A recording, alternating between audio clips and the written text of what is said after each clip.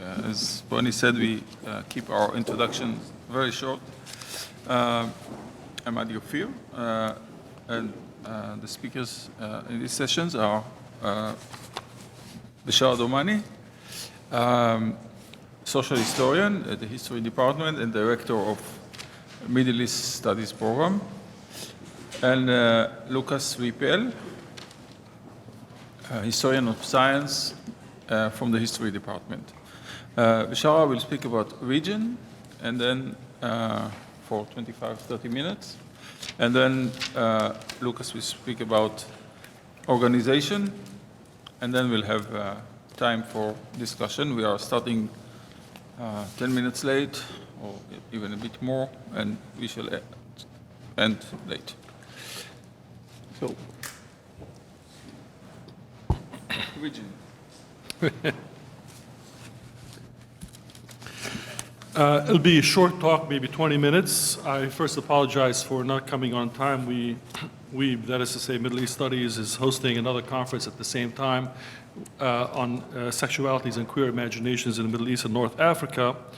And it was also about politics in that sense, and intellectual or knowledge production, but in a completely different register from this symposium. I must admit that I'm much more on my feet on that side than on this side. So while I thank you for inviting me here, I think I need to point out that as a social historian, at least by temperament, I belong to a species of academics that usually does not fit well in here. So I'll do my best to say something that's relevant to the discussion. I have a fetish with the word missing. Where did she go?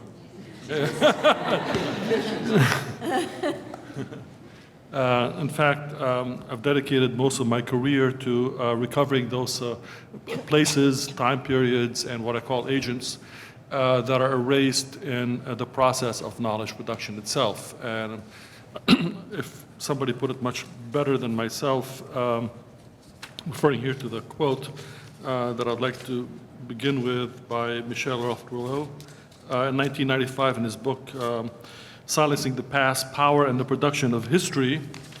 And where is that quote? He says, it's missing. He says that some people and things, and I would add time period. So I would say space, temporality, and not agency, but agents. And by that I mean everything from algae to human beings. In fact, the latter are very small footnote. Are absent from history, lost, as it were, to the possible world of knowledge, is much less relevant to the historical practice than the fact that some people and things are absent in history, and that this absence itself is constitutive of the process of historical production. So that's the general framing of what I'd like to talk about today, the word region. For me, that word has a certain kind of flexibility and plasticity that allows me to bring temporality, space, and agents together in a kind of a package to talk about what I call, the subtitle of this talk is Historical Practice and Spatial Dark Matter. And I'll explain what I mean by that in just a second. So my remarks, I just want to be clear, really are about the politics and ethics of historical practice. It's not very relevant, maybe perhaps to critical theory or philosophy.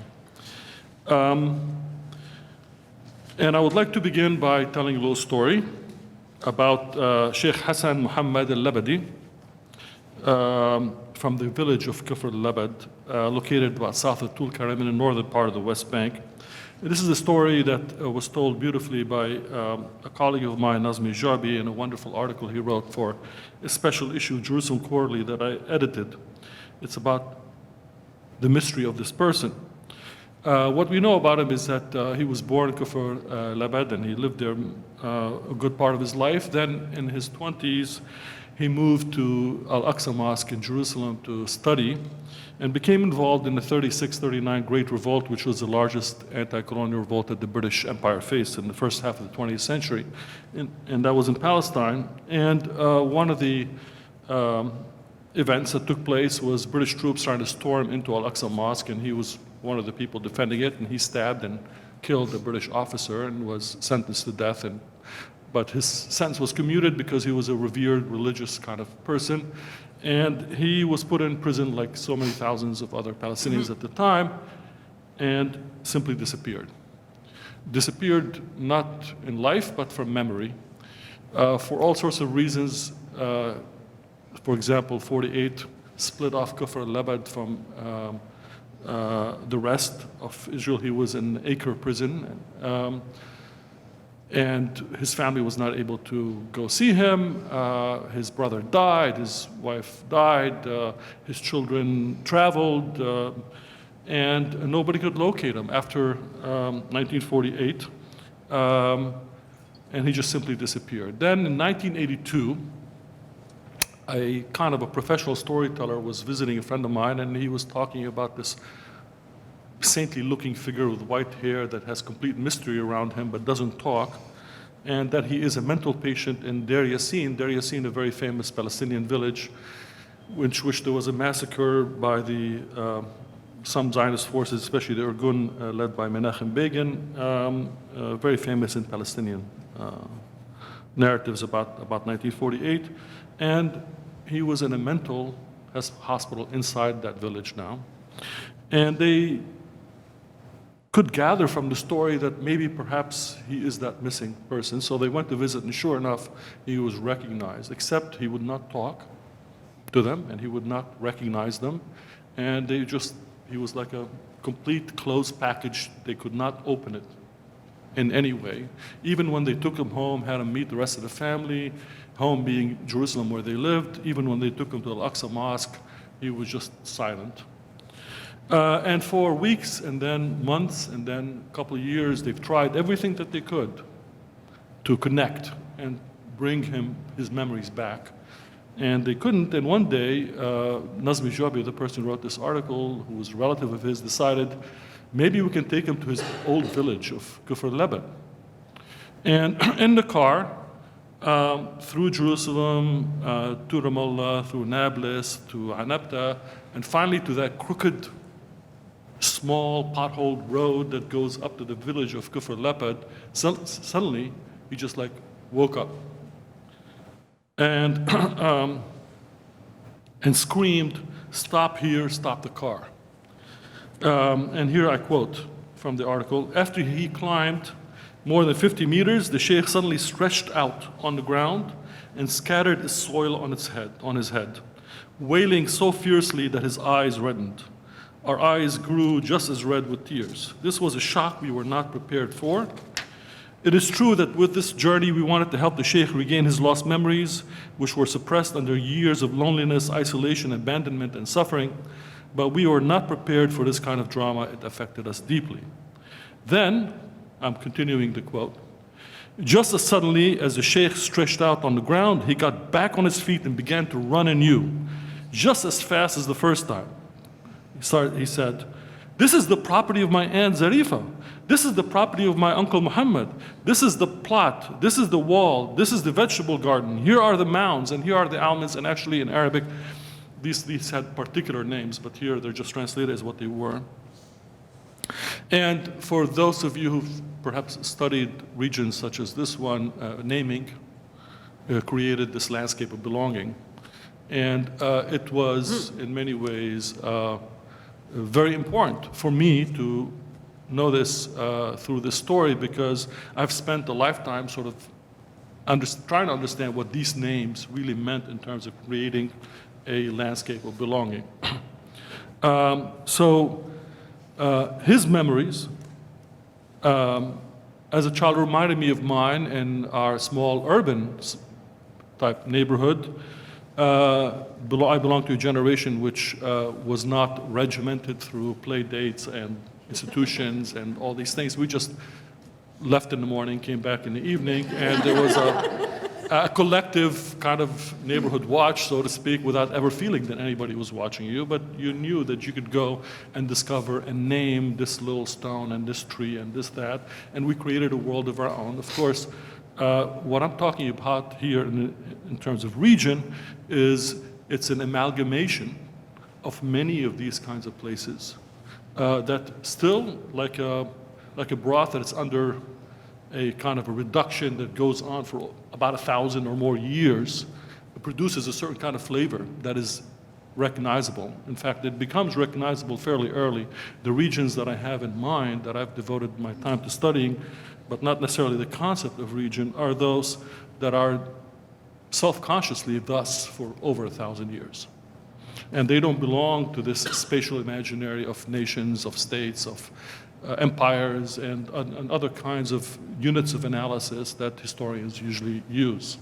So for me, they are an entry, a way to recover, even though that word has its problems, but a way to enter that space that is missing, that spatial dark matter. Now, these landscapes of belonging, I want to make sure I'm understood properly here. I'm not romanticizing a certain relationship with the land that is destroyed by the capitalist experience.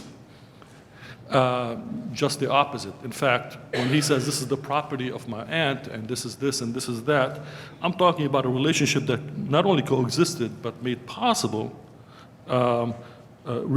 certain rules or regimes of property, capitalist relations that was infused with class struggle and social differentiation, and that was transformed over time as well. And yet, like this reduction, they maintained a certain kind of flavor that is recognizable in literature, in legal documents, in people's memories, in all sorts of ways, but are not recognized by the way that historical practice works today. So they are constitutive of and also constituted by empire states, etc., but they have a certain apartness.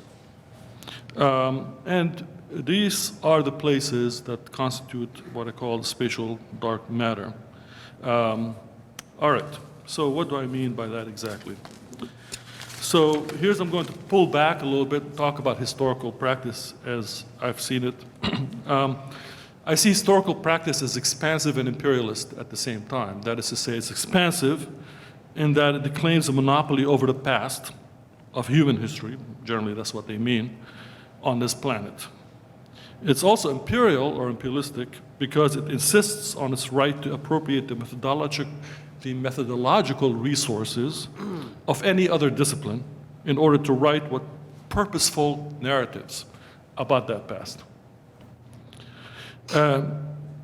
So this is on the one hand, but on the other hand, historical practice is primarily one of specialization, I would say erasure and exclusion.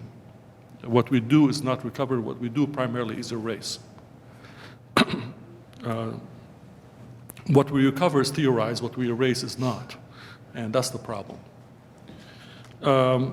So historical practice is primarily one of specialization and hence a certain kind of exclusion, rendering, that is to say, rendering the fabric of the past invisible so as to focus the eye on specific spaces, time periods, and agents, human or otherwise. These are the stars or the galaxies. Everything else is empty space. How else, it is argued, can one construct purposeful narratives given the immensity of this fabric of the past, given the limitations to what can be known, and given the pinprick nature of the historian's toolbox? But what this question of how else can it be done elides is the relationship, of course, between narrative and power that produces regions of what I call spatial visibility and regions of spatial invisibility in the first place. The dominant ones of visibility, that is to say, in the 19th, 20th century empire, civilization, nation, have since World War II been supplemented or displaced by a variety of other kind of spatialities, the Cold War area studies, for example, water-based regions, the Atlantic, the Pacific, the Indian Ocean, by world and transnational histories animated by questions about displacement, about decolonization, about globalization, climate change, and so on and so forth. Where are regions here? these regions. So these regions are akin, I'm using here this scientific metaphor of dark matter in physics, because the way I think about them is that they constitute the fields of gravity or soup in which visible units of analysis are held in place. And what I understand about dark matter supports this to a little bit in terms of the analogical analogy itself. They are invisible, and yet they hold everything else in place. They are what fixes and sustains the archipelago of cities in a variety of classic works about the development of the world system, whether we're talking about Janet Abouloud's classic before European hegemony about the formation of the first world system between 1250 and 1350, which talks about these particular cities and rethinks the history of the world through these cities, but these cities would not exist and were themselves shaped by this dark matter all around them that is nowhere to be seen in the book or many similar books. Or the imperial cities of the gunpowder empires from Istanbul, for example, and others, that then became synonymous with the histories of these empires. And Ottoman studies, for example, for a long time meant Istanbul studies. It's only later, after 20 years or so, that it started to spread out and look at the rest of the empire as if it actually mattered. Or the mega urban centers of today and urban studies as a discipline that dot the globe like so many bright galaxies. So the word region invites some reflection on this notion of historical space, and in particular, the inevitable erasures of purposeful historical practices. But I don't mean to say that this is a special case of some sort. In fact, I think the fabric of the past, like our existence, it's hard for us to imagine it in any way except 3 dimensions. And these 3 dimensions of space, time, and agent, all they themselves, time especially, but also agents, are subject to similar kinds of erasures. And for me, region is a kind of a plastic concept that allows me to talk about space, time, and agent in one package. But I'm focusing mostly here on the question of space. So, the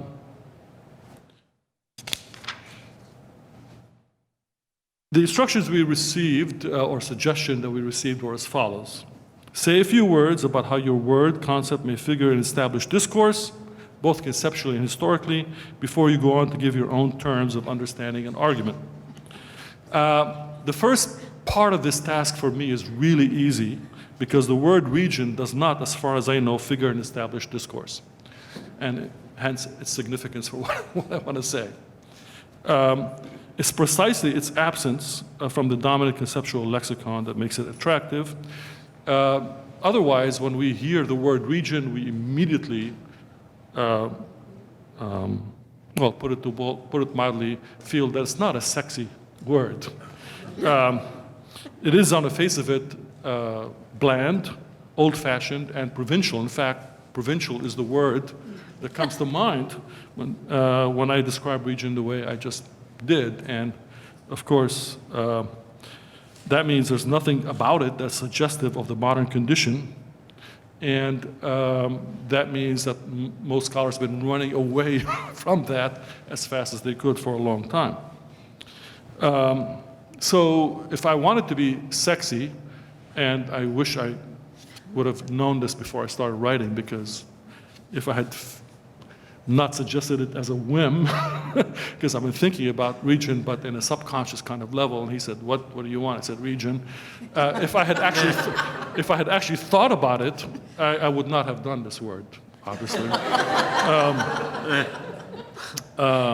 I would have done something much sexier like spatiality and the spatial turn. And I asked Adi just the other day, has anybody written about spatiality? He goes, no. So it's really open for all of you because I think it's really worth looking at that.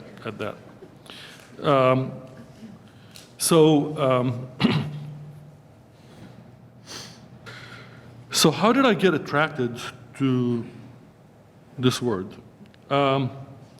Partly because now that I've actually taken the time to read about spatial theory, I realized that I was very much involved in the spatial turn without knowing that I was involved in the spatial turn, which is a common problem that historians have, but especially this historian here, is that I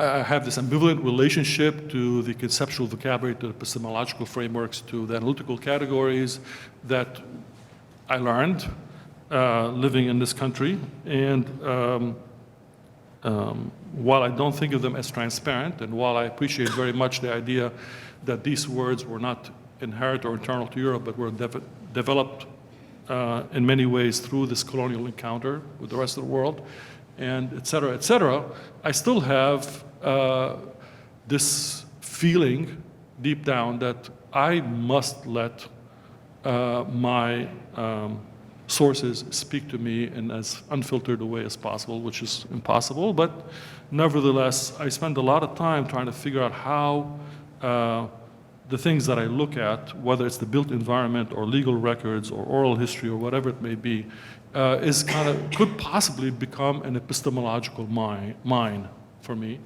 or a current that I let myself drift in for a while. And what that has done for me is made me take certain kinds of approaches to these purposeful narratives that I write that were completely unpredictable for me, that I had no idea I was going to go there. So to give two examples of that, I wanted to write about the history of the Palestinians, and I went to the Library of Congress for one summer, and I had a friend who was the head of that whole Arabic section, who let me into the actual stacks where I lived like an archival rat, literally, for many months. And I think I looked at everything that's ever been done on the history of Palestine and the Palestinians, and this vision sort of came to me.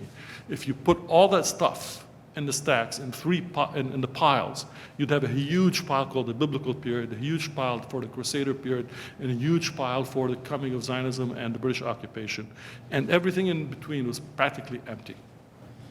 There's just nothing there. In fact, when I started doing my PhD dissertation on the Ottoman history of Palestine, there was not a single book on the 17th century entirely, and only one on the 18th, and that was based on a limited set of kind of cartographical resources. How could 2 entire centuries be absolutely missing from one of the most studied places in the world? So it is this missing that, and then, of course, you realize that even in the little that's there, it is about Jerusalem. Jerusalem is Palestine. So what happened to other places? So when I looked at the history of the Nablus region in what is today the West Bank, which I will argue a little bit later is supposedly the home of a future Palestinian state, I will say not because of its politics or war or that kind of history, but because of a particular creation of a specific kind of region that made it such. Okay.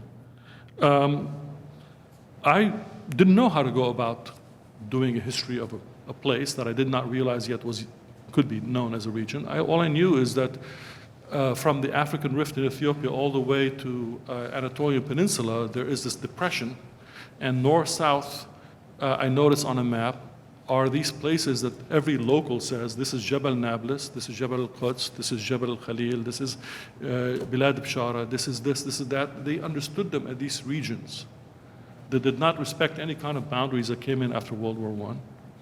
And they wrote about them and thought about them as such and lived them. And if we look at Jabal Lubnan and the Maronite experience and the creation of Lebanon, or Jabal Alawiyin and Nusayra and the Alawites and the creation of modern Syria, or etc., we can get an appreciation for what I can also call kingdoms of food, because all of these regions have certain kinds of meals that no other region has. So the one that my mother comes from, for example, is famous for its stinky cheese, shanklish, which if you take a triangle from Latakia to Tripoli and then go through this mountain and then coast all the way to Homs and Hama, these are the people of Shanklish. And they've always made that a part of their breakfast, lunch, and dinner for over 1,000 years. And now it's become well known and everybody appreciates Shanklish in higher class restaurants, but that's a very recent development. And in the case of Nablus, I thought I could figure out what a region is by looking at the social life of things. So I did not know I was doing spatial turn in terms of looking at the density of human relationships around things and the movement of these things over time. So I looked at olive oil, soap, textiles, and cotton, how they were produced, how they were processed, how they were marketed, and the family, kinship, class, economic and other relationships that were, and you realize right away that region is such a capacious concept in many ways because it allows us to bring together pastoral nomadic, rural, and urban life into a single fabric, because what you realize is to make a bar of soap, all three have to work together very closely in very intense ways for a very long period of time. Something which you could not see if you had looked at the literature and said, this is the pastoral nomads, these are the urban, and these are the rural kind of spheres. They were together into a single kind of dense network, and so on and so forth.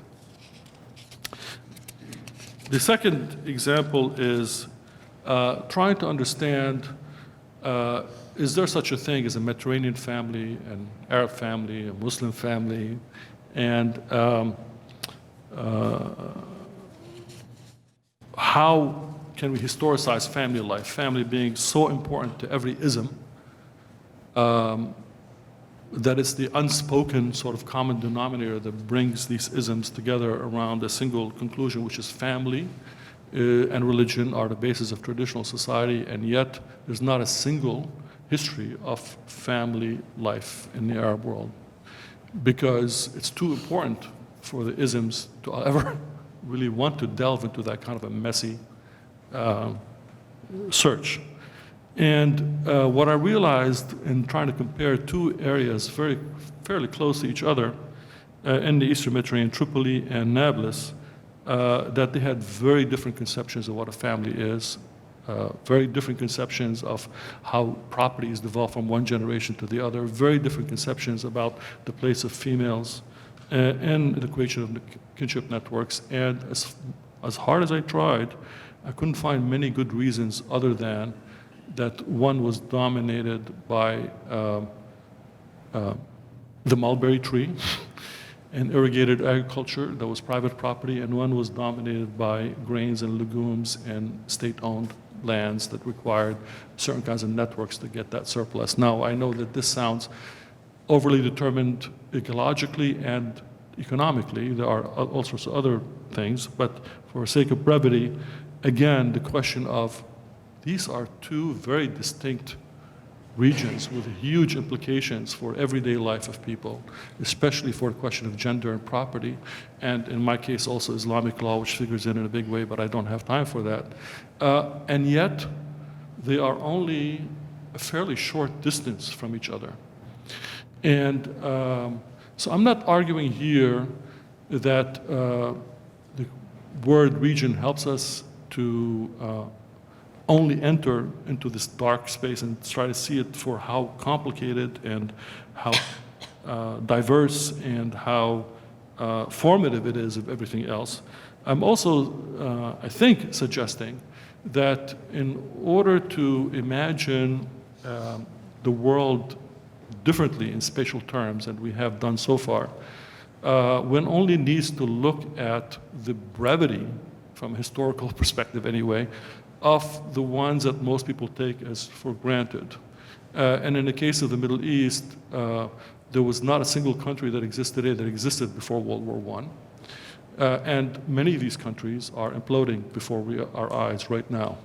And what's emerging from this implosion, if you look very closely at the map of Syria, Iraq, Libya, Yemen, I would say also later on perhaps Egypt and Lebanon and other places, is that they are devolving into those regions because they had existed in a kind of a special way, in a rooted way, like this Sheikh Mohammed and his sort of relationship to that tree and that rock and so on, for such a long period of time that they will most likely outlast the arrangements that we have today. So if you look at the Aleppo region, the whole Mosul region, this is ISIS right now. And there's, for a historian like myself interested in those kinds of spaces, where ISIS is makes perfect sense. Perfect sense. This is where it's been in many ways, not ISIS, but that area had its own internal kind of coherence for all sorts of reasons we can get into.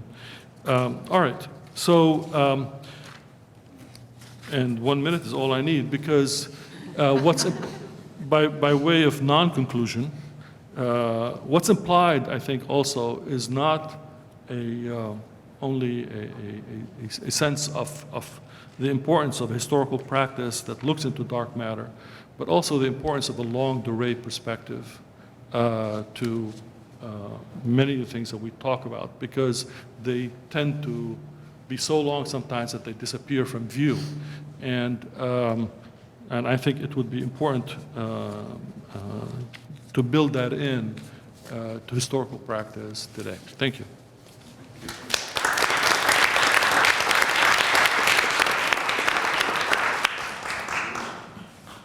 Let me just say that the instructions or suggestions are given individually. Cannot be turned into rules.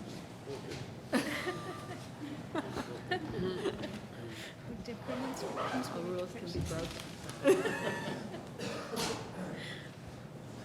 Okay.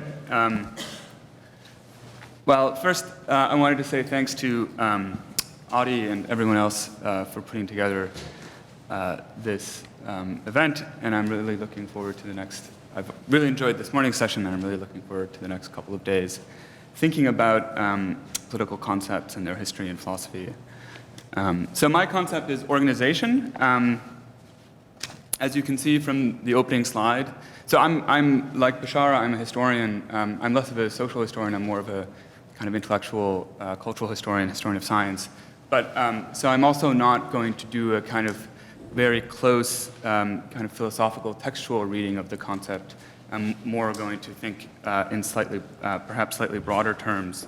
But as you can see from the opening slide, what I'm interested in is thinking about the history of the concept of organization in relation to the history of biology. So how the concept of organization is caught up with the history of biology. And in fact, I'm going to try to suggest that we can't really understand, at least not the modern history of the concept of organization, without knowing something about the history of biology. And vice versa, I think that we can't really understand the history of biology without understanding or thinking about the history of the concept of organization. But before I get to that, I want to just kind of think very quickly in very broad terms about the kind of contemporary resonance of the word organization or the concept organization. It struck me when I was kind of thinking about this, putting together this talk, that a lot of the ways in which we use, not all, but a lot of the ways in which we use the concept or the word organization connect with issues of governance and issues of exchange or marketplaces or economies. So for example, the verb form to organize, it can mean many things, of course, but at least to my mind, and maybe this says something about my politics, but to my mind, sort of the first thing that comes to mind when I think about the verb to organize, I think about organizing labor unions, right? I think about organizing workers into kind of collectives for collective actions. When I think about the noun organization, I often think of government organizations, and in particular, I think of non-government organizations, right? NGOs. I think of things like the World Health Organization. But I also think of businesses. In particular, I think of the corporation, right? So business organizations, the corporation in particular, especially the vertically integrated corporation as a kind of business organization. I'm not going to say too much more about that, except I'm going to return to the corporation in particular and the kind of governance structure or the governance function of the corporation towards the end of this talk. But I wanted to begin by sort of thinking a little bit about, and I'm sorry if this, it's a little bit hard to see the details of the slide, but thinking a little bit about the history, so rather than thinking in very broad conceptual terms, thinking a little bit about the history of the concept. And I wanted to start, so by kind of, I just did what I think most people would do, and I suspect many of us have done who are speaking here today and tomorrow, which is to begin by looking up my word in the OED and just ask, well, what does the Oxford English Dictionary think organization is? And in particular, I sort of started by looking at the etymology of the word organization, and which I was unfamiliar with. And I was really struck, so perhaps this is not news to any of you who are in, especially people in kind of language and literature departments, but for me anyway, it was kind of fascinating to think about where the kind of Latin root of the word organization, which is organon or organum, or just organ, which is a word for a tool, right? A device that you can use to do something that gets a certain kind of job done. In particular, in classical antiquity, it was often used to talk about mechanical devices, instruments of various kinds, including instruments of warfare, but also, in particular, musical instruments, which really struck me. And by the sort of Renaissance, late medieval and European Renaissance, the word organ particularly comes to be associated with a specific musical instrument, right, which I've pictured here, a pipe organ, which of course are so ubiquitous in European cathedrals. And if you look at and again, I apologize for it's a little bit hard to see on the slide, but if you just kind of conjure up in your own mind, if you've seen a pipe organ in a cathedral, they're in fact, of course, probably one of the most perfect sort of things you can conjure up to think about what an organization is, right? What is a pipe organ if not organized, right? It is made of all of these different parts, hugely complex arrangement of things, right? And those things have to stand in precisely the right relationship to one another in order for it to produce what? In order for it to produce harmony, right? In order for it to produce not just any kind of sounds, but harmonious sounds that go well together. And in fact, the word organization during the Renaissance and through the 18th century was often used to talk about musical scores. So of course, the concept of organization kind of is deeply tied with the history of kind of polyphonic music, and in particular symphonic music, right? So music that is organized, music that consists of different voices, different parts, but where all those parts have to stand in very particular, precise relationships to one another for a kind of harmonious whole to emerge. Okay, but if you actually look at the definition, so that's the etymology, right, is from organ. But if you actually look at the definition of organization in the OED, I was certainly very struck that the very first definition, at least that's listed in the OED, we shouldn't make too much out of it, but it really struck me, is that it actually relates the concept of organization to biology. And it says that organization is the development or coordination of parts of the body, a body system, a cell, etc., in order to carry out vital functions, right? The condition of being or process of becoming organized, also the way in which a living thing is organized, the structure of an organism. And of course, right, the word organism, which is how we think about living things, right? Living things are organisms. That's to say that living things are organized. Living things like organs, like musical instruments or like symphonies, consist of many different parts, right? I have a heart, I have lungs, I have a liver, I have all sorts of different parts, different organs, and they have to stand in exactly the right relationship to one another, right? If you put my heart in my foot, my body will not thrive, it will not be a harmonious whole, it will not be a kind of flourishing whole. Okay, so just very quickly, I also looked up the kind of prevalence of the word organization in the Google Ngram corpus. And so the point here is just to say that even though the concept is quite old and certainly extends back to classical antiquity, its use becomes ubiquitous, at least in the Google Ngram corpus. So again, I don't want to put too much stress on this particular sort of data set, but at least in the Google Ngram corpus, it kind of becomes used ubiquitously in the 18th century. And it kind of increases fairly steadily from roughly the mid-18th century through to the late 19th century, and then it explodes around the turn of the 20th century, and it enters a period of absolutely kind of enormous, astonishing exponential growth, and then sort of levels off again in the mid-20th century. And just kind of for the sake of comparison, if you look at biology, that word has a not identical, but a not totally dissimilar sort of trajectory through that period. Its ubiquity sort of comes into being slightly later in the mid-19th century, but then it increases at a much faster rate than organization does, at least for most of its history. It never quite it grows quite as quickly as the word organization does at the turn of the 20th century, but it nearly approximates exponential growth from roughly the mid-19th century to the early 20th century. And then it actually goes into a short period of decline, and then it sort of ticks up again in the part of the graph that's not shown here in the kind of late 19th century. Okay, so clearly biology and the concept of organization and biology, the science of life, are tied to one another somehow. So I was thinking about why that might be the case, right? So one thing to kind of notice right away is that both of these concepts seem to become ubiquitous right around the turn of the 19th century, right? Whether it's the late 18th century or kind of the early 19th century, right around the turn of the 19th century. And of course, to a historian of biology, that's not at all surprising.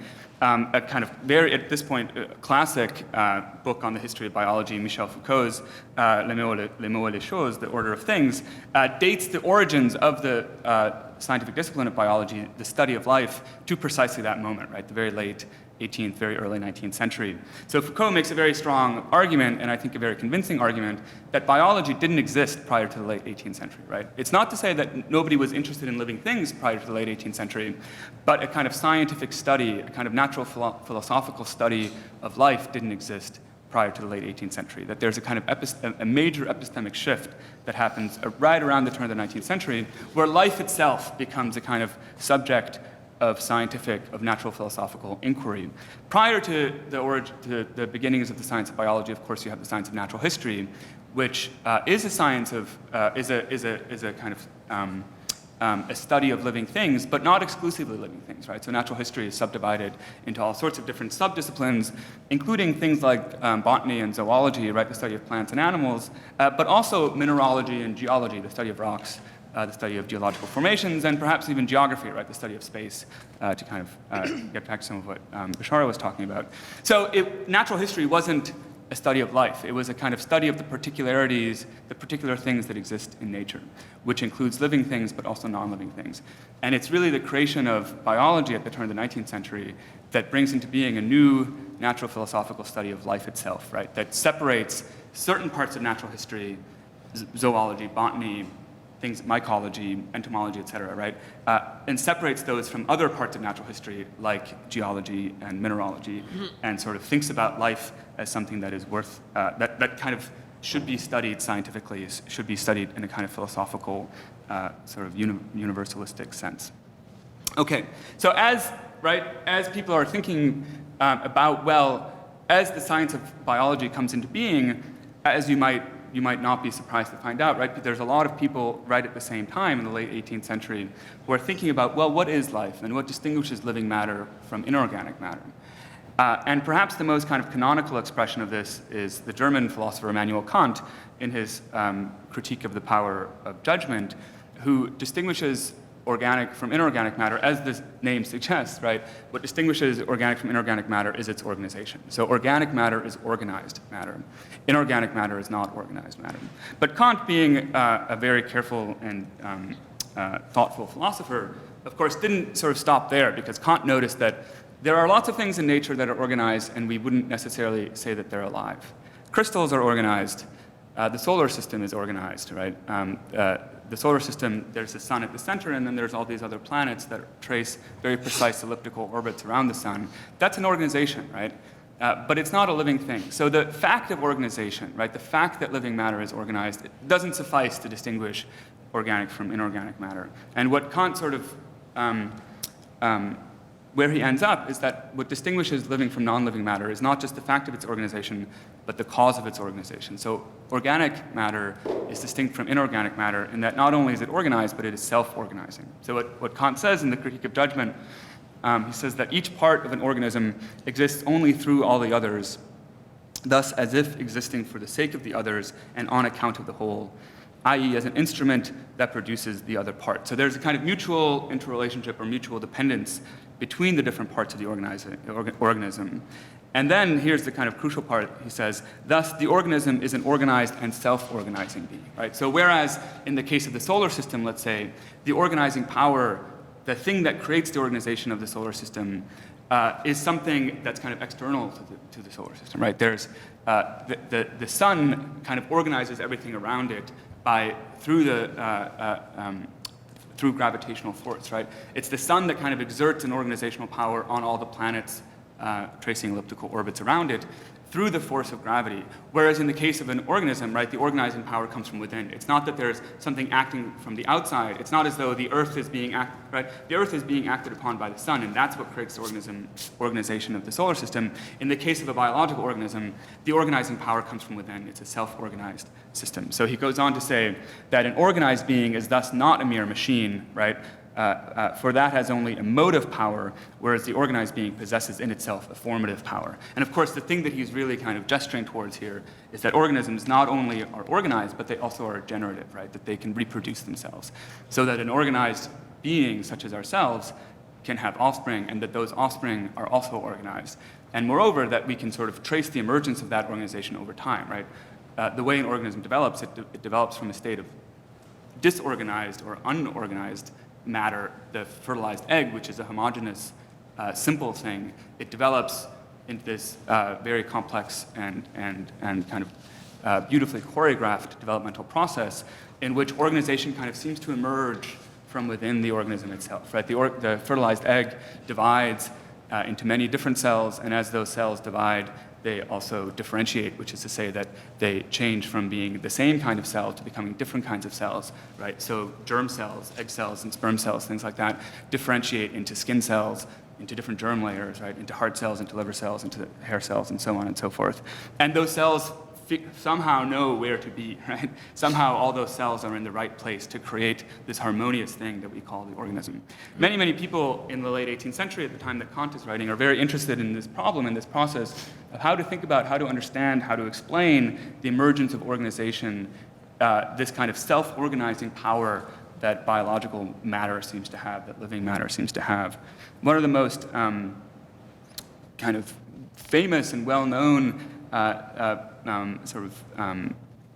examples of people thinking about this was the German natural philosopher Johann Friedrich Blumenbach, who develops or originates a concept that he calls the Bildungstrieb, or the kind of formative force, which is explicitly meant to be a sort of analog, a sort of biological analog to the Newtonian force of gravity, right? So nobody knows how gravity works. Gravity is this mysterious occult force that somehow is able to exert action at a distance, and which has this kind of organizing power in the physical world. The claim is that there is a similar force, a kind of life force, or a vis viva, a Bildungstrieb, that organizes living matter. But like gravity, we can't see it. We can't see it. All that we can see are the effects that it produces, namely the kind of organizing effects. Okay, so it's people like Blumenbach and Kant that, through thinking about organization, right, philosophically, natural, through doing kind of a natural philosophy of organization, helped bring into being this new science of life, right, a science of living matter. And one of the most famous kind of early examples of a biological treatise, of course, there are several that I could choose from, but one of the most famous is the French natural philosopher, French biologist Jean-Baptiste de Lamarck, who is very, very interested in thinking about the organization of living matter and how to account for the organization of living matter. He publishes in 1809 a very famous book called the Philosophie zoologique, in which it's divided into several parts, the second part of which is a kind of inquiry into what he calls the physical causes of life, in which he describes nature's, quote, power to create life and organization and subsequently to increase the complexity of the latter, so to increase the complexity of organization. So what what Lamarck kind of points to, what Lamarck, of course, is most famous for today is the development of an early kind of pre-Darwinian evolutionary theory. And what Lamarck is pointing to is that this power to organize is suffused throughout living nature, right? And not only is it manifested in the development of an individual organism as an individual fertilized egg develops into this hugely complex, harmoniously organized thing, which is the adult organism, but it is also manifested in the development of species over geological time.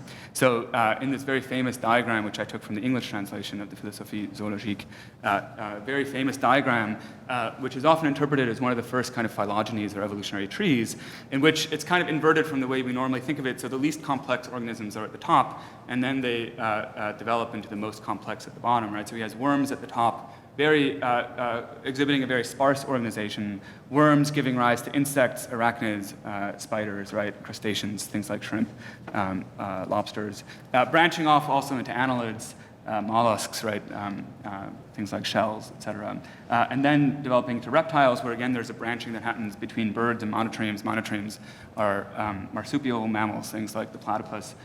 Birds and monotremes on one side, and amphibians on the other side. Amphibians, which eventually develop into mammals, and the most organized mammals he calls mammals with claws. So not ungulate mammals, but rather mammals with claws. Things like carnivores, but also ourselves, right? Primates, including human beings. So we are kind of the apex of biological organization. So there's this kind of internal, right? There's this kind of Bildungstrieb, a kind of internal drive to the production of organization in nature, and that is life, right? Life is the drive towards increased complexity. This notion that living matter is organized matter, which is defined by its kind of increasing complexity, receives a kind of overtly political dimension in the 1830s and 40s with the development of the cell theory. So the cell theory is just the notion that all living matter is composed of the same fundamental building blocks, which are cells, and that all cells come from other pre-existing cells. The architects of the cell theory are, first of all, two German biologists, Theodor Schwann, who is a zoologist, and Matthias Schleiden, who is a botanist, who kind of in the 1830s, sort of roughly similar time, discover both plant and animal cells, right? Plant cells are somewhat easier to see because they have a more robust cell wall. But the idea being that if both plants and animals are composed of cells, then perhaps cells are the fundamental building blocks of all matter. Very early on, Schleiden, the botanist, describes cells as having a kind of double life, right? And what he calls an independent life pertaining to its own development alone, but also another insofar as it becomes an integral part of a plant. So the notion is, right, that cells are things that we know to exist in nature in a kind of free living state. So there are unicellular organisms that just have this kind of autonomous life of cells, but evolution has created out of those unicellular organisms multicellular organisms such as ourselves, which are the more organized, more complex organisms, right? Which are in fact organisms, right? And that what these multicellular organisms consist of are basically just a kind of an agglomeration or an assemblage of individual cells that have given up some of their autonomy in order to live in this kind of communal state. This receives a kind of overt political interpretation by the third very famous architect of the cell theory, the German physician and cell biologist Rudolf Virchow, who describes the multicellular organism as a, quote, free state of individuals with equal rights, though not with equal endowments, which keeps together because the individuals are dependent upon one another. So there's this question about, well, how do we account for the organization of multicellular organisms? Why don't these individual cells sort of go it alone, right? Why do they subject themselves to the kind of loss of autonomy that comes with living in a communal arrangement? And the way that people thought about this was explicitly by analogy by making reference to individual beings, multicellular organisms such as ourselves, joining together to form societies. Virchow continues in another essay called Atoms and Individuals from 1862. He says that as in the lives of nations, so in the lives of individuals, the state of health of the whole is determined by the well-being and close interrelations of the individual parts. And disease appears when individual members begin to sink into a state of inactivity disadvantageous to the commonwealth. or to lead a parasitic existence at the expense of the whole. It's worth pointing out that Virchow was a physician who's probably most famous, apart from the role that he played in the creation of the cell theory, most famous as as developing a kind of cell theory of cancer. So he's particularly interested in understanding the growth of tumors. And tumors, what are cancer cells, if not cells that have kind of given up their life in the commonwealth, cells that kind of participate in the destruction of organization rather than its maintenance. Virchow is well known, among other things, as a political liberal, so he participated in the revolutions of 1848. And so he gives this kind of sort of liberalistic theory of multicellular organization. But some later biologists interpret multicellularity differently. Most famously, Ernst Haeckel, who's a kind of late 19th century biologist, very famously influenced by Charles Darwin, so a kind of proponent, a kind of priest for evolutionary theory in Germany at the time, writes of multicellular organisms as a kind of autarky, or as a kind of, in some cases, as a kind of monarchy.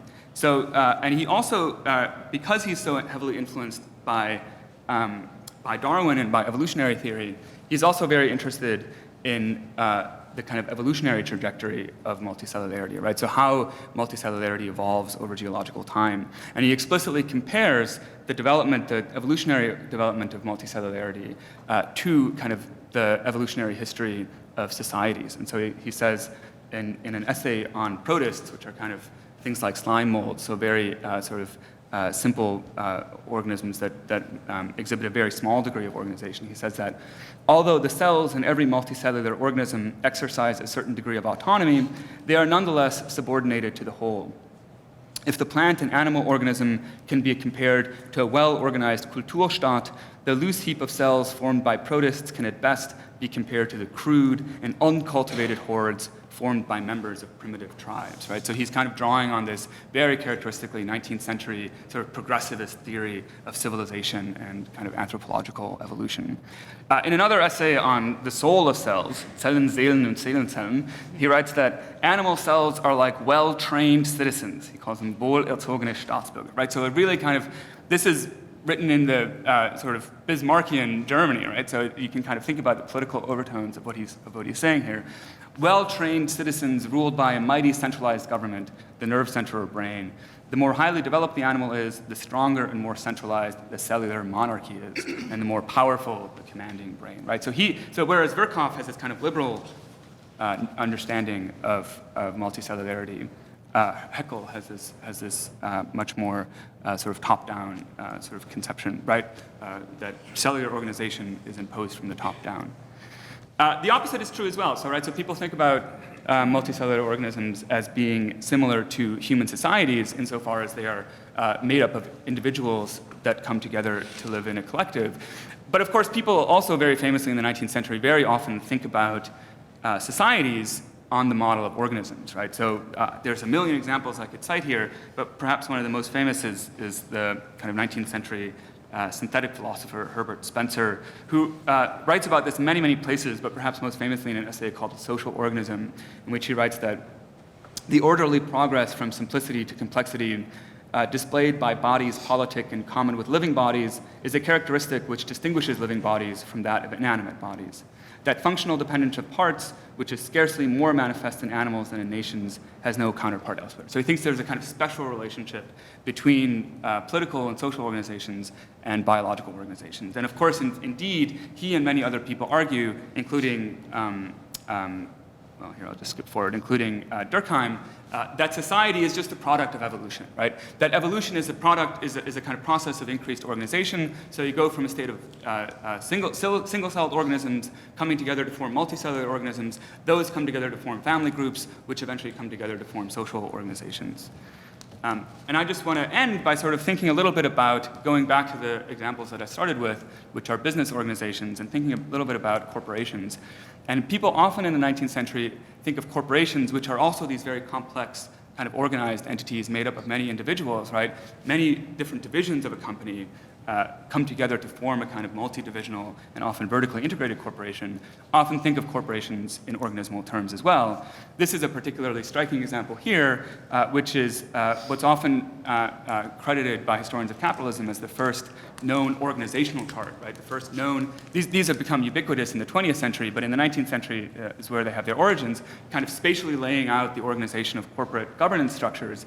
This is an organizational chart of an early railroad, so you see, it's a bit hard to read, but on the bottom are the board of governors, and then you have the kind of managing structure in that sort of radial structure that's just above the board of governors, and then you have all the kind of branch offices and all the different engineers that work on different lines of the railroad as it stretches out from its headquarters in New York City into the western New York and down into Pennsylvania.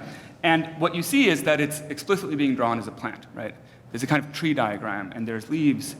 Different divisions of the corporation are being represented by sort of this kind of rhizomatic structure with leaves sort of at the end of it. George W. Perkins is a corporate manager and a financier, most famously perhaps as a politician who worked in Theodore Roosevelt's Progressive Party in the early 20th century, but also was a partner in J.P. Morgan's very hugely capitalized and hugely sort of complex kind of corporate finance operation in New York City.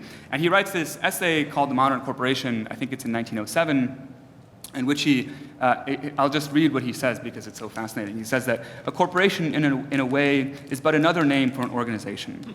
Broadly speaking, the first form of organization between human beings of which we know was the clan or tribe, in which the everyday conduct of the individual was determined by the necessities of the group. This passed on into national organizations, and then came the church as a growing and vast organization. Latest of all has come the organizing of business, right? So again, this kind of, and I won't continue, but you can read for yourself if you're interested, this kind of progressive, evolutionary sort of understanding of the whole universe, right? In which the whole universe kind of becomes more organized over time. And life is just an expression of that drive towards organization. And its outcome in economic terms is the transition from free market capitalism, so characteristic of the 19th century, to corporate capitalism, this much more organized, much more kind of governmental kind of capitalism of the early 20th century. By the time you get to the mid-20th century, though, the tide is kind of starting to turn, right? And that people are starting to rebel against and complain about the organization of, in this case, American society in particular. So a very famous example of this is a book, The Organization Man, by a journalist named William White, who kind of argues that America has lost its kind of individualistic sort of tradition as this transformation towards corporate capitalism has taken place, right? And so he writes about suburbanization, and he writes about kind of corporate conformity, and so on and so forth. And he says that, and I'm quoting here, the organization man subscribes to a, quote, bureaucratic ethic that preaches a belief in the group as a source of creativity, a belief in belongingness as the ultimate need of the individual, and a belief in the application of science to achieve this belongingness. He goes on to say, and this is fascinating, he says that this bureaucratic ethic is a utopian faith, quite reminiscent of the beliefs of utopian communities in the 1840s, right? Exactly the time of the creation of the cell theory. As in the Fourier communities, there is the same faith that there need be no conflict between the individual's aspirations and the community's wishes, because it is the natural order of things that the two be synonymous with one another. And I'll just end with a quote by perhaps the kind of greatest critic of industrial and governmental organization of the 20th century, the free market economist Milton Friedman from the University of Chicago, who in a famous book from 1962, Capitalism and Freedom, says, the organismic, and I just want to flag here, right? I was amazed when I read Milton Friedman and I saw him use the word organismic to talk about organization, right? The organismic, what you can do for your country, implies that government is the master or the deity, the citizen, the servant, or the votary. To the free man, however, the country is the collection of individuals who compose it, not something over and above them, right? So this is a reaction against corporate capitalism, right? It is not a kind of celebration of corporate capitalism. So I'll end there, and I'll just say very quickly that this has lots of kind of, I've given a kind of very brief and sort of partial kind of descriptive history of the concept of organization, kind of highlighting its relationship to the science of life, to biology. But what I haven't really talked about at all are the kind of normative implications of this history. And so that's something that I'm a historian, not a philosopher, but I'd be interested in kind of talking about some of those normative implications in the Q&A. But I'll just mention one thing very quickly, which is that we often think about this period of the late 19th, early 20th century, this period of kind of corporatization, of modernization, as a period that's ruled by machines, right? As a period that's ruled by kind of cold, calculating rationality. And the history I've presented here suggests something quite different, right? That it's actually a period where the dominant metaphor is not the machine, but rather the living body, the organism. And we can think about the connections between those two, of course, right? As that kind of opening slide of the organ sort of suggests, machines need not be thought of as something quite so different from an organism. And in fact, we can kind of think about what sorts of things machines are and what they have in common with organisms. But I'll just leave you with this kind of wonderful slide of Charlie Chaplin in his great kind of take on modernity from the early 20th century. Thanks.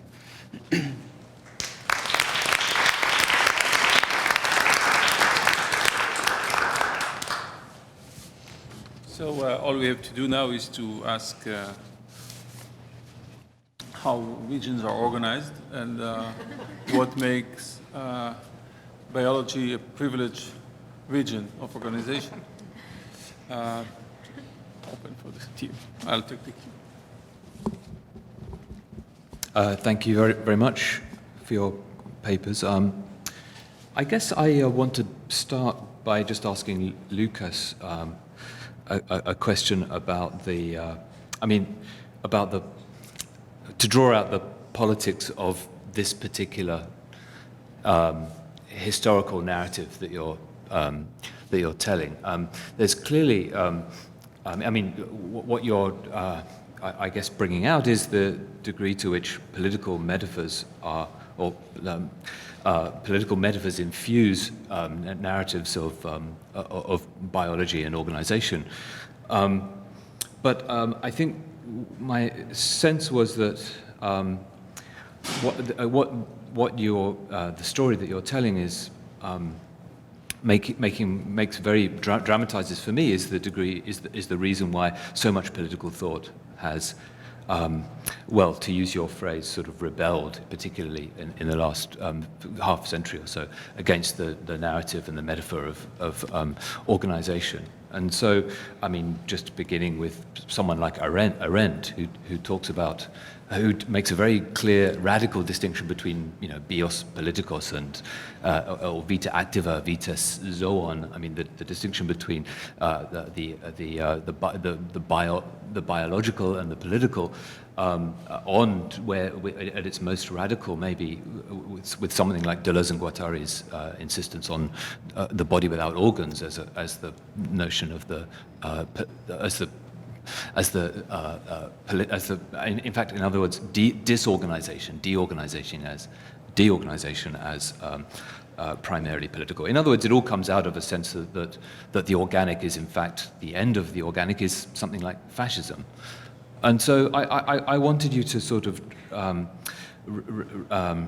reflect on that tradition in particular, and it seems to me that the two papers work very interestingly together, because even though Beshara, you did make this very interesting claim about, statement that you're not romanticizing a relationship to the land that pre-existed capitalism. Of course, you're not doing that. No one wants to do that. And yet the notion of region has a kind of, it seems to me, has a naturalism about it that needs to have some sort of commentary from you about why that's not a kind of naturalization, why that isn't in fact romanticism, despite of course the disavowals that one needs to make about naturalization. So it seemed to me that both of your papers have a kind of seam of naturalism about them that seems to me very dangerous, in fact.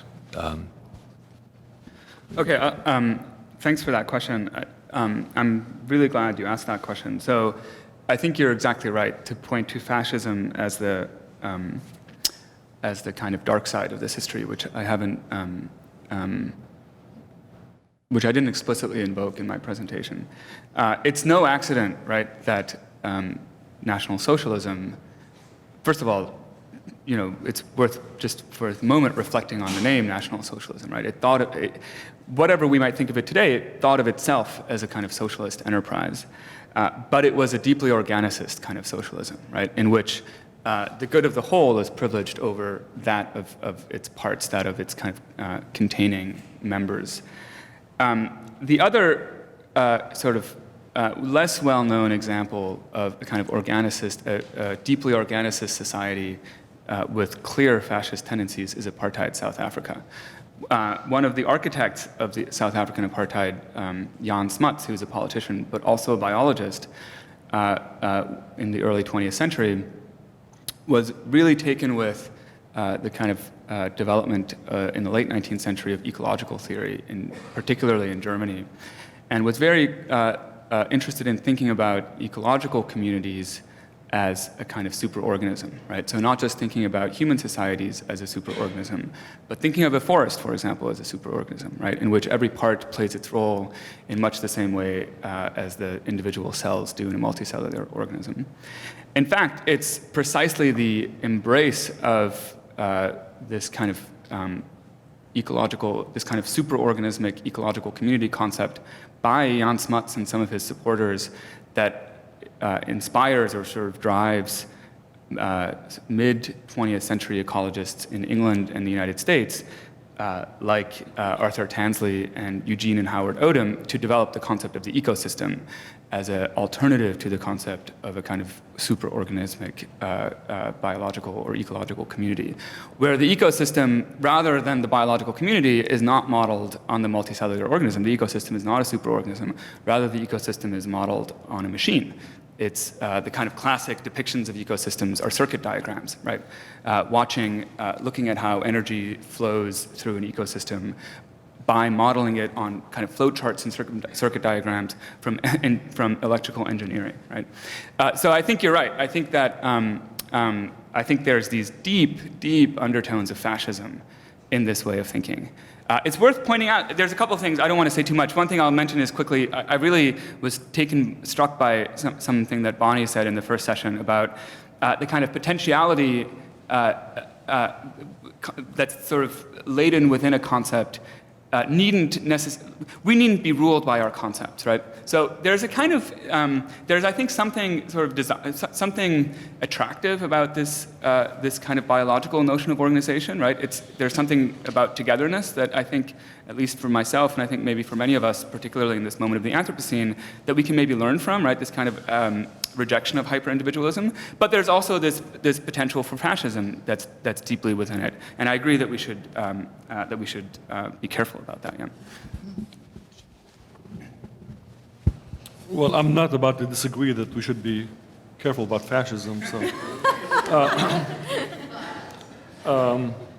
So this is something I noticed while I was writing this, that this is a real problem, and it's a double problem, actually, not just in the sense that you mentioned, Tim, but also in the sense that the process of orientalizing or creating the other has historically, at least in the places that I've studied, taken this kind of naturalistic form. That is to say, we are different from them because when we look at them, we see a rock, a tree, a peasant.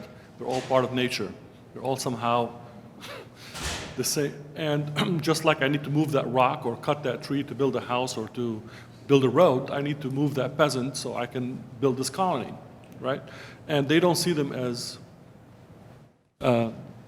living in the same unnatural environment that they are, but rather they're part of nature.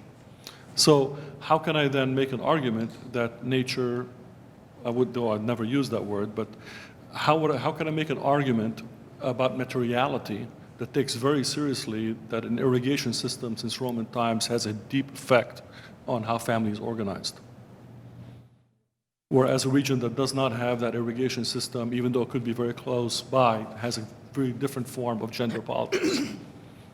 So I'm not arguing for naturalism as much as for a kind of a materialism, but not materialism in the sense of materialistic history and so on and so forth, certainly a materialism that takes into account, of course, both material and discursive kind of analysis, but a materialism that is respectful of what people did most of their day every day, and how that may have shaped things. And getting at that level is not easy when a field is hyper-politicized. So in a way, running towards the provincial is a way of politicizing the field in a very different way. And when you get to the provincial, again, that's not what I meant by region, but still,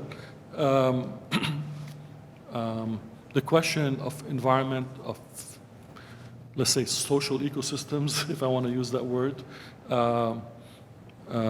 becomes really important. Now, this happens to jibe with recent developments, at least in the field of history, with technopolitics, with the question of looking at the assemblages or reassembling of infrastructure, of technologies, of systems of human relations at a time when empire is no longer the organizing principle of capitalism. And nation states, in a way, are also folding. So that leaves this kind of the materialism of technopolitics in a way. That's just one take on it. That's not what I do, but it's again, something I'll think about.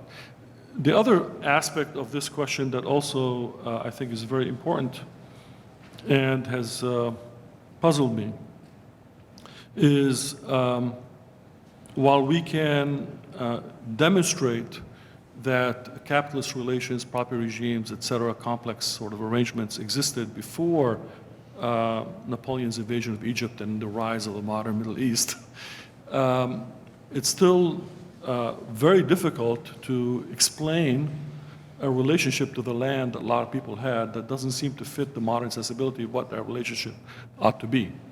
And yet it governs their political actions, because if they can't demonstrate the other's sensibility of how the relationship to the land ought to be, then they have no rights to sovereignty. So how do you solve this problem? Because if you want to articulate your political struggle in the form of a certain kind of sensibility about property, then you're always in this kind of a spatial and time warp. You can never catch up, because that's changing too, and you're running after that, and you're always behind. And no matter what you do, you're damned if you do and you're damned if you don't.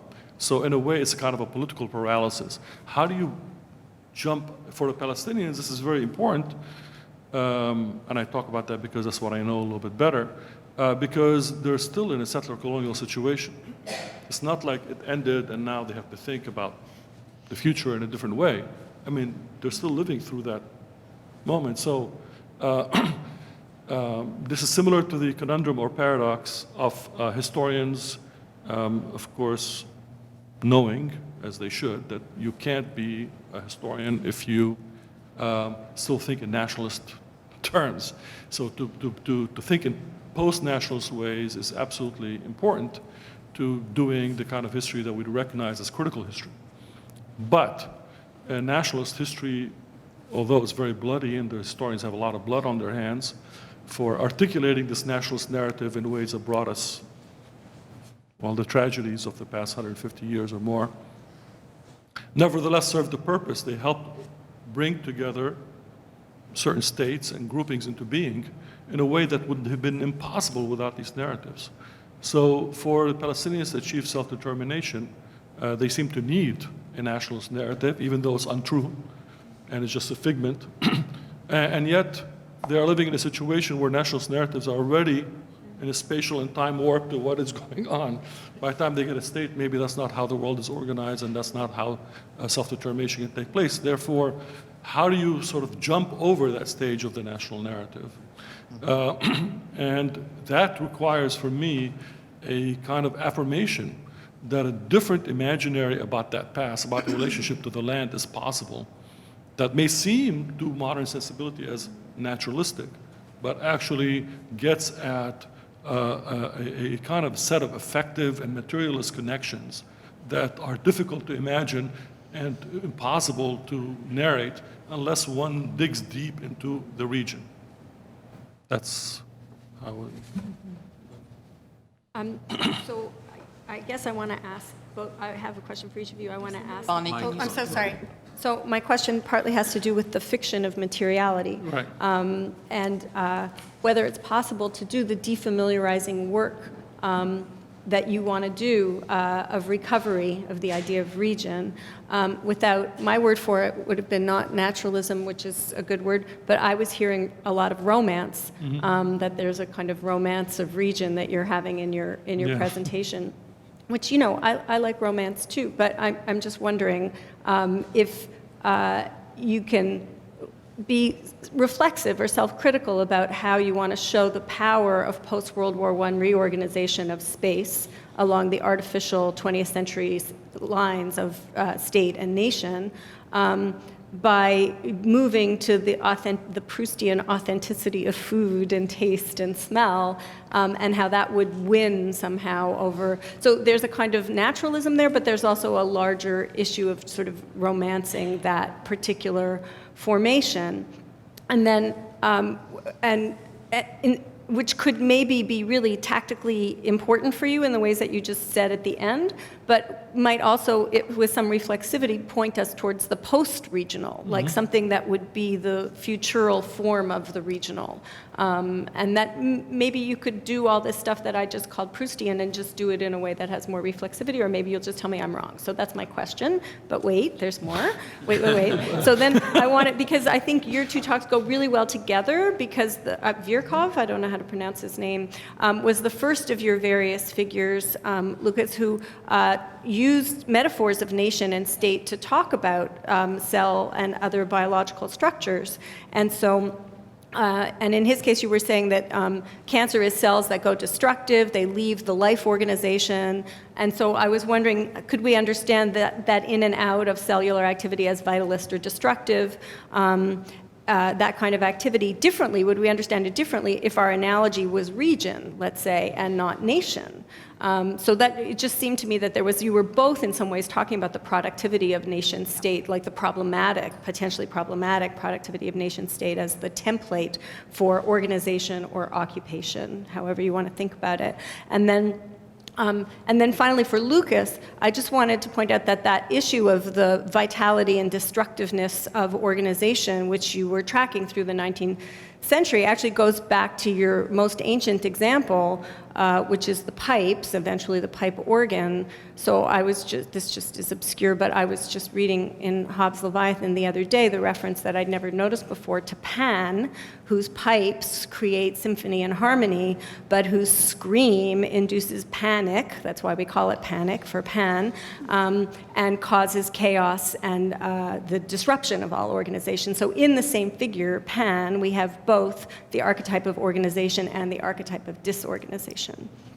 Okay, so those are my questions. These are not questions, these are devastating critiques that I need to think about. So, yeah, I mean, to say that I really thought through some of these issues in the kind of abstract sense I laid them out would be an overstatement. So, yeah, there is a certain kind of romance. You have to fall in love sometimes. And to fall in love is not to then take for granted everything. When you actually enter that space of region, you realize that's a pretty ugly place. And you realize that there's no space that's empty of power relations. And that it's not a question of a certain kind of harmony that is disrupted, but rather a certain set of power relations that are replaced by other sets of power relations. This, I think, becomes clear in the actual historical narratives that I write, but not in the presentation, so I apologize for that. So an example I would give is how recent scholarship on history of Islam and Islamic law has, I think, uncritically thought about the question of rupture. And the question of rupture seems to me to be pervasive among certain ways of approaching historical narratives. And I think it's one that, let's say, has gained a certain ascendancy. And the call for thinking about region, though, again, that's not the necessarily the word I want to use about is a way of thinking of de-emphasizing the question of rupture.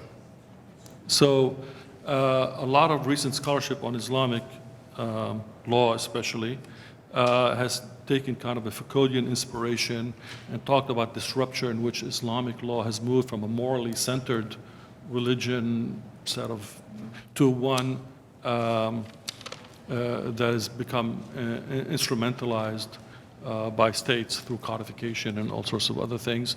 And they see that rupture is happening primarily as a result of Islamic scholars, in the words of one of these authors, as quote unquote, sitting at the feet of the French. So sitting at the feet of the French has become was and has become again the most important point in the field of Middle East studies. So we've come full circle to the formation of this field from about 50, 60 years ago. The founding text for the formation of this field, I mean, actually, there's a genealogy from Orientalism to Neo-Orientalism, et cetera, but as a Cold War model of area studies, the founding text was Albert Harani's book, Arabic Thought in Liberal Age, in which he talked about how ideas, especially from the French Revolution, but others from Europe, has westernized an entire generation of elite, which then started the process of reform, which then transformed their societies. And it's about how modernity came to the Middle East. And then, of course, the starting point, the rupture was 1798, when Napoleon invaded Egypt.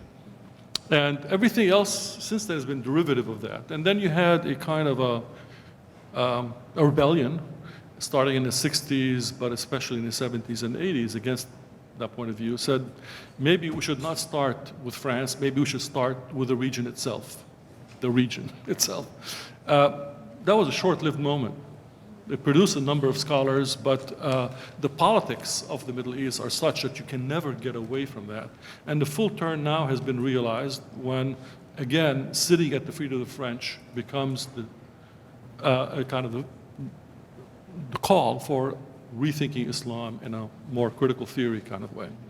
So that kind of bothers me because, again, it shifts to, well, so who are the French and how do they sit at their feet and what they talk about?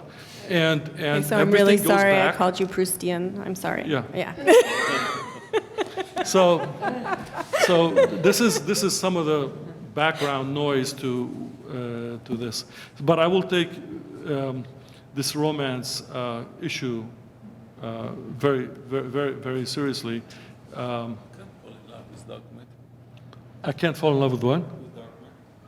With dark matter. You're right. That's a different. Yeah. Thank you. But anyhow, I'll stop here. Thanks. So I'll try to be brief. It's a super fascinating question, I think. The question of, well, what if we think in terms of regions rather than nation states? I mean, the obvious thing to say very quickly is that, of course, Virkhoff was precisely living in a region, not a nation state. So this is, right, he's writing in the 1840s, 50s, and 60s, a moment in which Germany is this kind of decentered region that shares a language and may or may not share a culture. And Virkhoff was deeply engaged in a kind of liberal argument for the existence of a German national identity prior to the coming into being of the nation state. And we forget that the revolutions of 1848 in Germany were liberal, to be sure, and utopian as well, but also aimed at creating a nation state for Germany. So Virkhoff is explicitly thinking about the virtues of the nation state, and for him it's a utopian possibility. But I think you're right that from our vantage point, you know, with post-World War II, and I mean, the nation state has a very different kind of meaning to us than it did to a liberal biologist in the 1840s, for sure. As you may have noticed Susan Bernstein is not with us today, so we can go on a little bit and take a few more questions and start lunch late and start the next session late. But still, you have to be short. Am I asking a question? Yeah. Okay.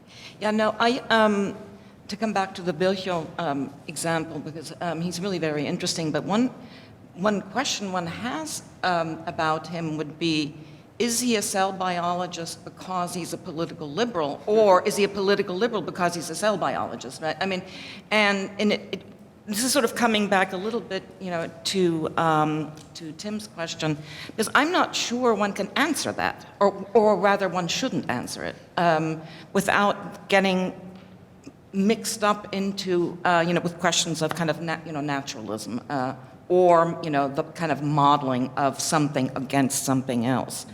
I mean, it's possible that it's exactly the unanswerability that is what makes it so effective, right? So that one can there's always this deferral to the other in order to make your claims work, whether they're scientific or political. And I was wondering in a similar manner, Beshara, whether you're linking the region to, for instance, histories of family organizations or a history of the family in a region, whether that's not a very similar structure. In other words, where you have the kind of family because you can make a claim that it has its origins in a region, and vice versa, right? So that a region gets built because what you're doing is you have a discourse of family, right? That then produces the region. So it would work both ways. I think that would also get one out of the romance part, though not necessarily rhetorically. In other words, it could be used rhetorically, but it would not be based on some claim of the natural or the land. Thanks. I like your question for lots of reasons, but one of them is that there is, I think, if I understand you correctly, I think I agree with you that there is something sort of unsatisfying about the way that I've told the story, in the sense that it looks like political resources, or cultural resources, you might want to say more broadly, are being brought to bear on creating a certain kind of understanding of nature, which is to say that there's this kind of asymmetry in the story.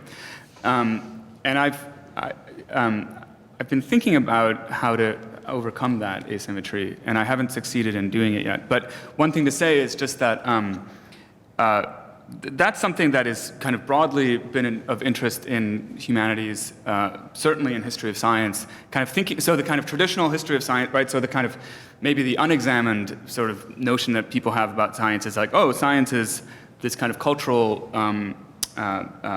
it's a part of our culture, but it's a part of our culture that is maybe uniquely determined by nature, which is to say that science is the most successful cultural institution we have for finding out what the natural world is really like. Whereas the kind of classic science studies or history of science or STS kind of narrative just flips that on its head and says, no, in fact, it's exactly the opposite, right?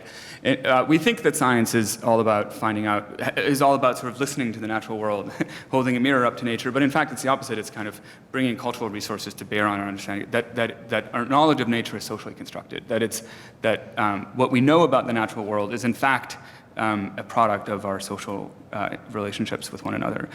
Whereas in the last, 15 years or so, of course, the whole move has been to try to undermine that dichotomy and to try to break down the nature-culture divide and try to think about, well, how do these two things actually co-constitute one another? Mm-hmm. And I think this gets to some of the kind of speculative realism or object-oriented ontology things as well, although I think they're doing it in a different register than sort of STS has been trying to do it. But I think you're right that that the kind of a more satisfying way of telling the story would be one in which one couldn't even imagine asking the question, was Virchow a cell biologist because he was a liberal, or vice versa, in which those two things are actually just completely of a piece with one another, and that they are just on the same register of explanation.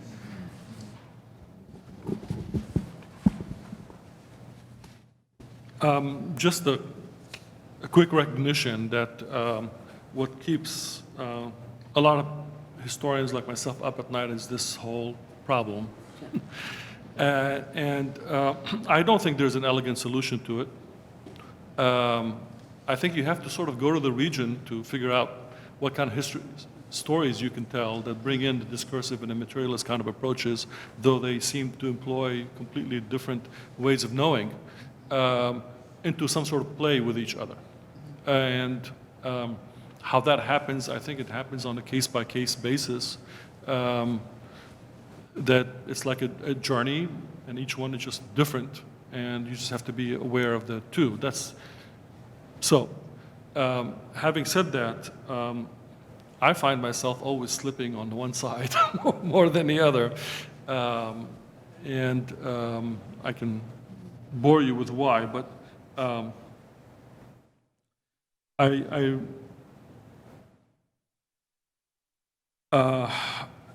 it could be, so there are there are moments of intellectual of knowledge production that take place, from thinking about what is it that you want to do, to the question of research, to the question of how you write, et cetera, et cetera. And these moments, if you theorize each one of them, it seems to me that the one that always carries me is the text, regardless how you want to call that text. It's a house or it's a legal document. My relationship to that text changes over the years. And it is this changing relationship to that text as one that somehow can tell its own story of production, and that is constantly talking to me, that seems to carry the day. And a lot of the narratives that I write is about how my relationship has changed over time, and it has everything to do with the kind of power, relations, and conceptual apparatus I bring to it, as opposed to any kind of pre-existing materiality.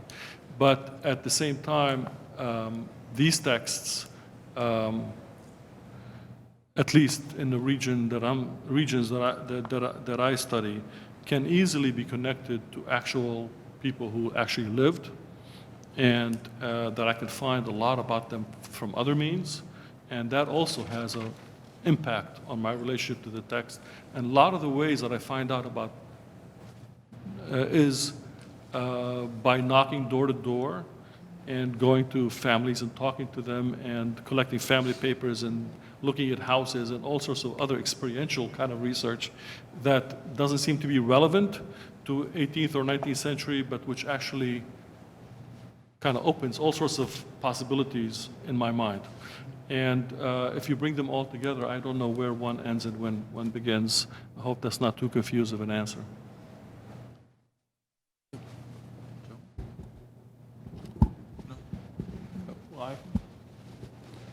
Yes, thank you. I want to ask about, if I get you right toward the end, you said something from Milton Friedman, which makes it sound as anti-organization. And I mean, the way I read this tradition from Hayek to Milton Friedman is actually, it's so beautifully organized, the market, that we don't need an intervention in the organization.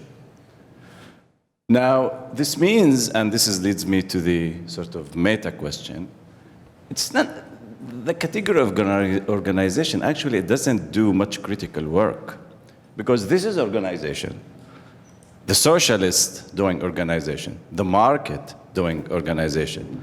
In a slave society, it's organization. The caste society is organization. So if organization that everybody's doing his role in the system, then the role of each body in the system, it's what he is already doing in the system. It means that there is no critical edge to decide what is the role. It means organization is doing what people are doing.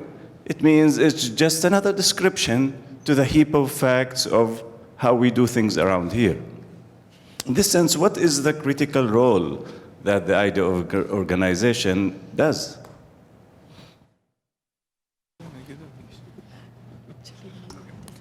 Thanks. Well, I'm going to face you, so it feels awkward facing the other direction. I don't disagree with you. Organization is a pretty capacious term, right? So it, lots of things are organized. I think the question really is about the mode of organization, right? So how organization develops and how it's maintained. So there's a kind of bottom-up organization, and then there's a kind of top-down organization. And I think the kind of history that I was trying to show was a history of a particular vision of organization, which is a vision of organization that stresses part-whole relationships, right? That stresses the way that individuals are part of something larger, and that that larger thing that they're a part of is more important than the elements that make up that larger thing, right? And part of what I'm trying to sort of bring out with that history is something that I think we often forget, which is that this way of thinking of parts being subordinate to the wholes that they are subsumed under is precisely the way of thinking that animated people who are engaged in the construction of vertically integrated corporations. So if you look at how people describe corporations in the late 19th and especially the early 20th century, they describe them often in terms of governance, right? And sometimes even as quasi-socialist institutions. So the idea is that there's a kind of free market capitalism in which individual autonomous agents engage in free market transactions, and it's the price mechanism that signals information, that not only signals information about the quality of products, but also that incentivizes people to behave rationally in that free market transaction. And those free market transactions are subordinated or eliminated, even internalized in corporate capitalism, because what the corporation does is it eliminates or it internalizes those markets, and rather than having the price mechanism sort of organize the transaction from the bottom up, it uses managerial power to organize the transaction from the top down, right? It's a managed economy that's internalized within the corporation. And so I agree with you, Milton Friedman thinks that markets are beautifully organized in the same way that schools of fish are beautifully organized, or the same way that the kind of Darwinian notion of evolution, right? It's organization is something that emerges from the bottom up rather than being imposed from the top down. That's not how people think about corporations in the early 20th century. So he's reacting very strongly to that kind of socialist vision of corporations. So the point is just to say that there are different visions of capitalism, right? And that actually the kind of vision of corporate capitalism that emerges in the late 19th, early 20th century is one that Milton Friedman is very opposed to, right? He wants to go back to a kind of previous mid to early 19th century capitalism in which free market transactions coordinate the distribution of goods and services between producers and consumers. Three very quick things for Lukas. When you said, in response to what Suzanne was saying, you sort of don't know how to think about this, it seems to me that it's already in the Foucault that you were mentioning. I mean, in the order of things, Foucault talks about different epistemes in different historical periods, and this is what he learned from Marx. And so you think what you can think in a given historical period. And so it seems to me that it's already there. And what you said about science studies and speculative realism, you used the word co-constituted. That's a very dirty word, you see. I mean, the whole point with the speculative realists is they want to do with that correlationism. Now, I'm not saying that it isn't, what I said is that it's not really thought through. So there's throw out correlationism, but then let's bring it back in various ways. It's the lack of rigor that I was complaining about, because of course we have correlationism all over the place. Okay. And the last thing was just this tiny little comment that, clearly with Citizens United, we do not need an organic notion of the corporation to have people be corporations. So, it just shows that the Milton Friedman thing just works with neoliberalism into Citizens United, where we then have this, once again, the human being, but the human being in a totally different relationship. So, metaphorically. Yeah, that's right. I think, right. So, but think about also just to get to your last question, what we think of as the kind of paradigmatic example of the late modern the corporation in late capitalism, by which I just mean, let's say in the last 30 years or so, is very different than the one that dominates our thinking for kind of early corporate capitalism, early 20th century. So on the one hand, in kind of early 20th century, it's corporations like General Electric, right?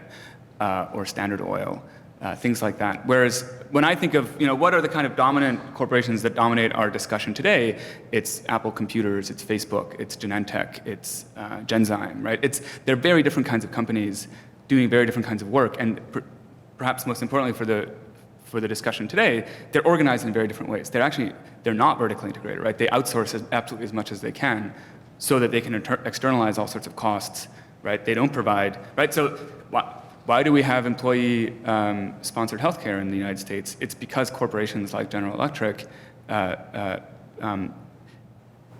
created a kind of welfare capitalism precisely in order to avoid the state intervening to do that on their behalf, but to kind of make an argument, right, that we are already performing the functions of the state. That's not the kind of argument that you see Facebook making anymore. And you're right, now the corporations are citizens, they can vote. They're much more like us than they are like the government, right? I mean, I can say stuff about Foucault too, but maybe we should talk about that in person, yeah. Last question. Thank you. Both of the papers raise questions in my mind. The mic's off. Sorry? Am I not speaking into the mic? I think it's off. Well, Here.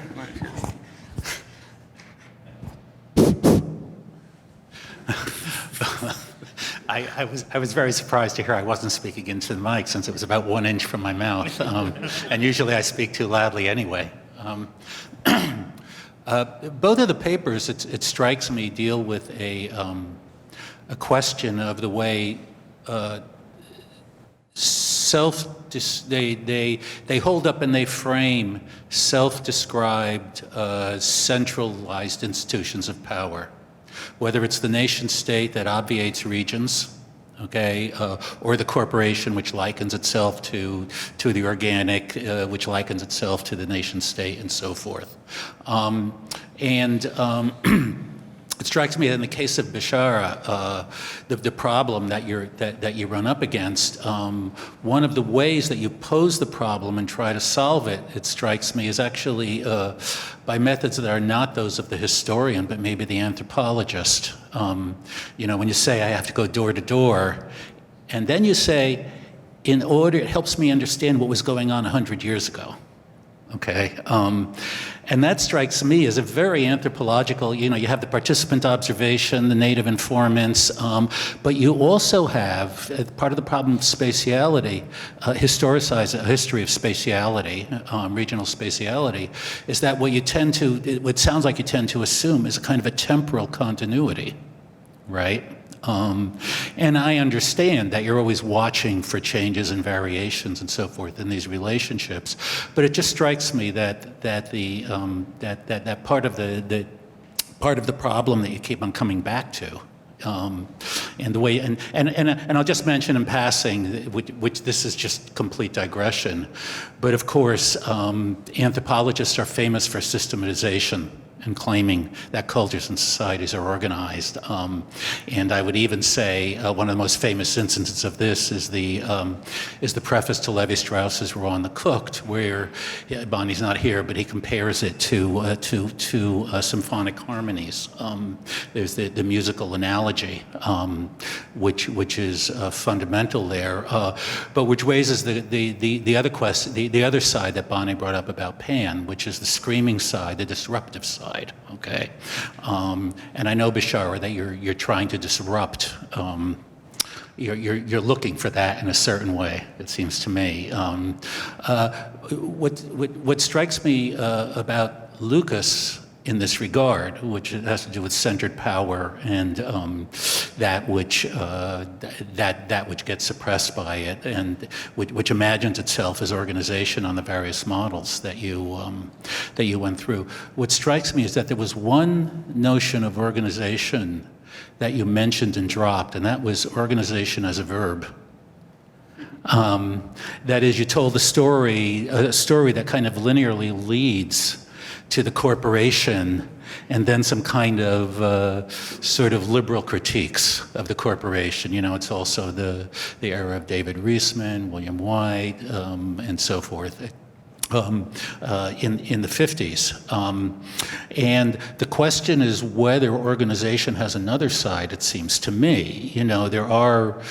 there are, I can think of one very concrete instance in which it's been complained that it didn't, which is the film by Bertolt Brecht and Zlatan Dudov, Kulevampa, which is a very famous German leftist, well, maybe not so famous, but very well known among those who follow these things, German leftist film, which was just at the moment or just right before the Nazi accession of power, when everything was at stake.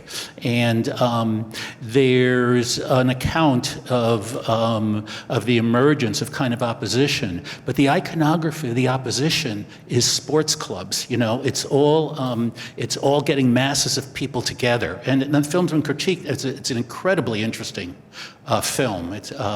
But many have critiqued the film on the grounds that it ends up with the same kind of iconography, which I think you would associate with organization. But the question is there disruptive kinds of organizations? I think there's been one or two questions that kind of float around that. Organization as a verb. What about that? What about that genealogy? Okay, I'll try to be brief. I agree. I don't have a lot to say about this. I have to think more about it, but I think you're certainly right. Well, I'll say one thing. So what I started off with was the verb to organize, and I said, when I use that verb, I usually think of unions, labor politics. But of course, right, sports is the other metaphor, and then the third thing that hasn't been mentioned is armies, right? Militaries are organized. But if I think about a kind of disruptive military campaign, I actually think more about like sort of guerrilla warfare, something like that, which is actually, maybe there's a kind of sense of organization, but again, it's not that top-down organization, right? So I'd have to think more about the kind of, I guess I don't think of organization as a disruptive. I think of it as a stabilizing process. But I'd like to think more about it, yeah. I had in mind, just one sentence. I had in mind anti-corporate organization, a la unions, organizing. But those are precisely mimic, right? What is it, labor union? It's workers organizing together in order to increase their power so that they can amass something that's of a comparable size to the corporation or to the government or something like that. And of course, and it's also worth saying that the kind of corporate world that emerges in the kind of early 20th century in America is precisely one that's predicated upon cooperation between unions and corporations, right? It's one in which that antagonism that existed in the late 19th century is kind of laid to the side quite a bit, yeah. Stop. Yeah. So finally, a question I can do a couple of name drops for. Just kidding. I learned a long time ago that at least if you want to be a public intellectual, you never answer the question that you're asked. You always just say what you need and want the public to hear you saying through that channel. So that's what I'll do now.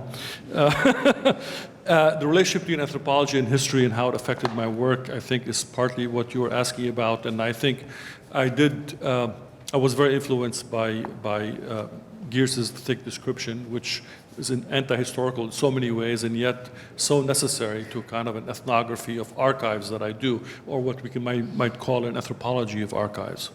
And I think I was doing that without knowing that I was doing that, but now, of course, it's become a big field. And you have a lot of anthropologists who never step out of the city. In fact, they never step out of their room because they're just looking at the scans of the documents that they're reading, and that is their work. And they do an anthropology archives, and I've also been influenced, I think, a bit by that. So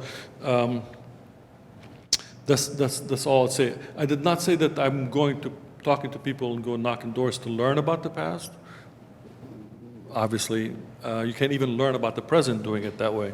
But the things that they open my mind to in terms of just connections and ideas that I never would have had otherwise is what I was referring to, and that's all. Thank you for a wonderful discussion on two wonderful papers. You can clap your hands.